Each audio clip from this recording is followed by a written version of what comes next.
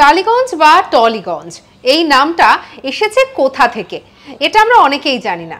তবে নামটা শুনলে পরে যেন একটা আধুনিকতার ছোঁয়া পাওয়া যায় বা একটা মনে হয় যেন ব্রিটিশ কোনো সাহেবের নামের সঙ্গে যেন এই নামের যোগসূত্র রয়েছে।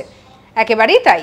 যেটা শোনা যায় যে কলকাতার একজন মেজর ছিলেন যার নাম অনুসারে এই জায়গার নামকরণ করা হয়। উইলিয়াম টলির নামে টলিগঞ্জ বলে এলাকার নামকরণ করা হয়। এছাড়াও আরও যেটা জানা যায় যে কলকাতার সঙ্গে অসম এবং পূর্ববঙ্গের যোগসূত্র হিসেবে টালির নালা নামক একটি খাল খনন এবং ড্রেজ করার কাজ শুরু হয় এবং সেই জায়গার সঙ্গেও কিন্তু জড়িয়ে রয়েছে এই টলিগঞ্জের নাম।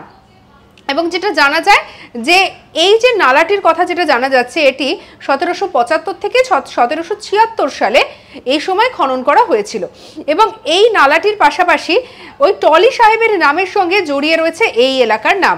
British East India Company Tolly সাহেবকে এই নালা দিয়ে যাতায়াতকারী নৌকাগুলি থেকে টোল আদায় এবং নালার থেকে নাকি বাজার স্থাপনের অনুমতি দিয়েছিলেন এবং সেই সময় দাঁড়িয়ে এই টলি সাহেব ছিলেন সেই সময়কার এমন একজন মানুষ যাকে এক ডাকে সবাই চিনত, আর তার নাম অনুসারেই এই জায়গার নামকরণ করা হয় টলিগঞ্জ। যদিও তখনকার টলিগঞ্জের সঙ্গে এখনকার টলিগঞ্জের আকাশ পাতাল পার্থক্য। সেই সময় কিন্তু মোটেই এখনকার মতো ঝা চকচকে ছিল না, সেই সময় অনেক বেশি বন জঙ্গল ছিল এবং যাতায়াত ব্যবস্থাও মোটেই এতটা উন্নত ছিল না।